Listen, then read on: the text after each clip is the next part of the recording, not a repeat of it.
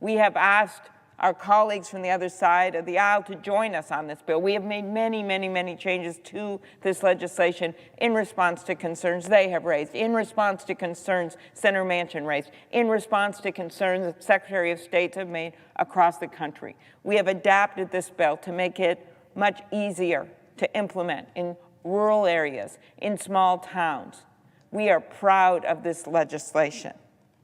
But yet, what do we hear from the other side of the aisle? Well, over the last few months, one of their refrains, which I find so amusing, is they say this will somehow result in chaos. Truly, chaos is a 5-hour wait to vote in the sun in Georgia without food or water.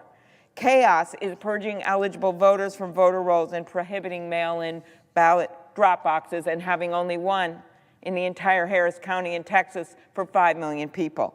Chaos is voters in Wisconsin waiting in line to vote for hours in the rain, wearing homemade face masks and plastic garbage bags. That angry mob on January 6th that came right into this chamber, that was chaos. And you want to stop the chaos? Federal minimum voting standards. Telling extremists they can't spend millions on sham audits. That stops the chaos. Getting dark money out of our politics, that stops the chaos. And making sure that people have a voice by ending partisan gerrymandering, that stops the chaos. So once again, I urge my Republican colleagues to recognize the work being done in many of their own states to restrict the freedom of Americans to exercise their sacred right to vote. Our nation was founded on the ideals of democracy, and as we've seen for ourselves in this very building, we cannot afford to take it for granted. We have so much work to do. Voting rights reform, this bill guaranteeing the freedom to vote, is about the salvation of our very democracy.